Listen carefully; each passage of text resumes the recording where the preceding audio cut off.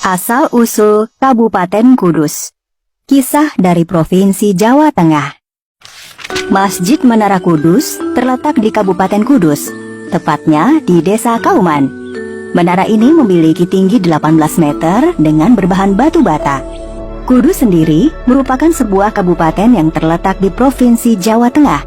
Kudus dikenal sebagai kota penghasil rokok atau kretek terbesar di Jawa Tengah. Selain itu, Kudus juga dianggap sebagai kota santri. Bagaimanakah awal mula kabupaten ini diberi nama Kudus? Suatu ketika, bermukimlah seorang pedagang Cina bernama Sun Ging. Sun Ging sendiri salah satu pedagang Cina yang beragama Islam. Selain berdagang, Sun Ging yang ahli ukir itu mengembangkan keterampilannya mengukir sehingga banyak orang belajar mengukir di rumahnya. Lama-kelamaan, keahlian Sun Ging tersiar sampai ke Istana Majapahit, sehingga dipanggillah Sun Ging untuk mengukir hiasan-hiasan keraton. Dengan tekun, Sun Ging mengukir keraton hingga berubah menjadi semakin cantik dengan ukir-ukiran. Setelah pekerjaan besar itu selesai dengan baik, ditanyalah Sun Ging oleh sang raja. Hadiah apakah yang engkau inginkan dari Majapahit? Sekiranya diizinkan, berilah hamba sebidang tanah di tempat hamba bermukim selama ini. Biarlah hamba kelak mencangkulnya. Mengapa tidak memohon hadiah emas permata atau putri Majapahit yang cantik jelita? Menurut hamba, sebidang tanah itu sudah sangat berharga bagi hamba sendiri. Tanah itu kelak dapat dicangkuli sampai menghasilkan emas permata. Dengan demikian, hamba tidak perlu kembali ke negeri asal yang jauh. Jika tak hendak kembali ke tanah asalmu, apakah engkau sanggup berbakti kepada Majapahit? Sekiranya diizinkan, hamba ingin mengabdi sepenuh hati.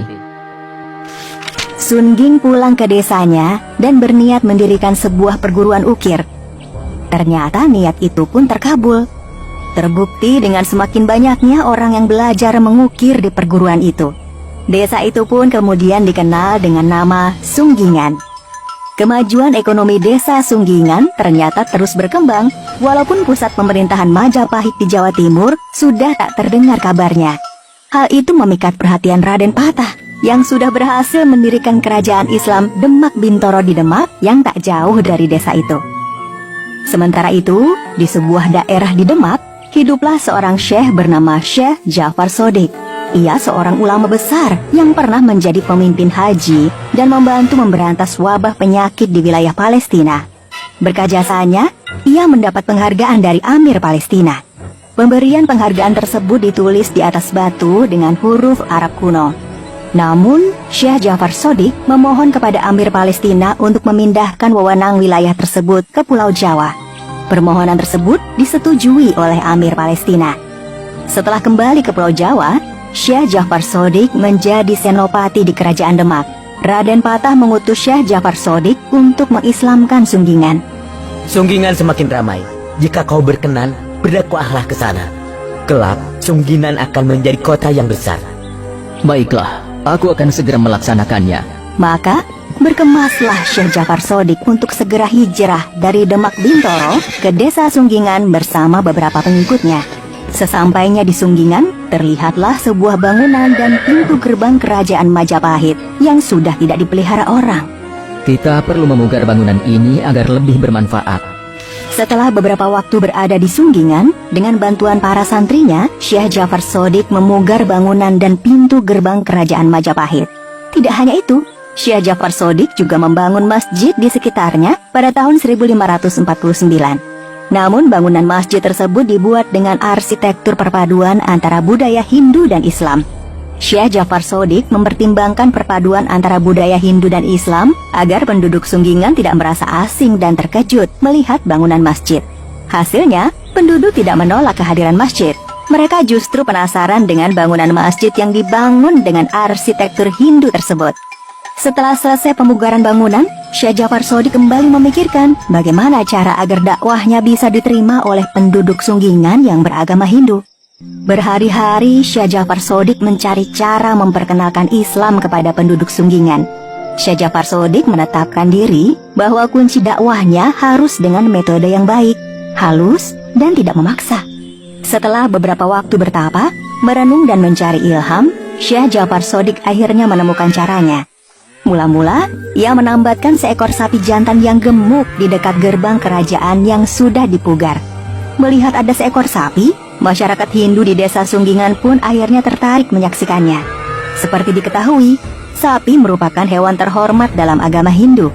Setiap kali orang berkerumun di tempat itu, Syekh Jafar Shodiq ikut berbincang dengan penduduk yang datang dan sekaligus menyampaikan ajaran Islam. Penduduk Sunggingan senang dengan kehadiran Syekh Jafar Shodiq yang ramah dan senang membantu sesama. Berkat kesabaran, keramahan, dan kewibawaan pribadinya, dalam waktu singkat sebagian besar penduduk Sunggingan telah memeluk agama Islam. Lambat laun, Syekh Jafar Shodiq yang semula hanya diutus ke Sunggingan, akhirnya memutuskan bermukim di sana. Ia membuat rumah sederhana di desa Sunggingan.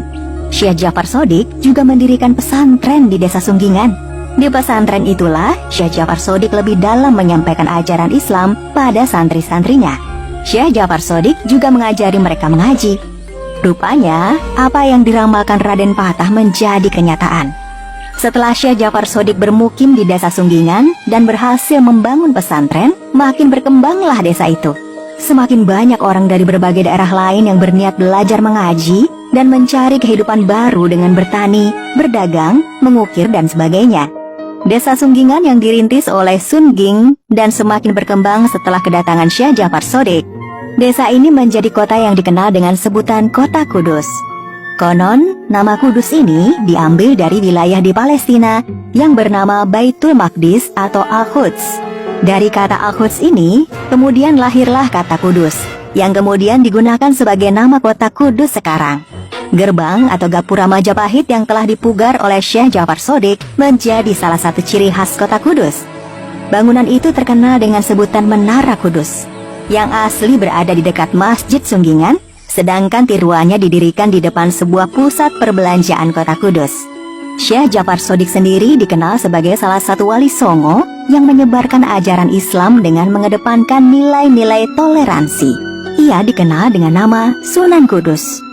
Hingga kini, makam Sunan Kudus yang berada di sekitar Masjid Menara Kudus dan makam Kiai Telingsing di desa Sunggingan menjadi salah satu tempat wisata bagi para peziarah.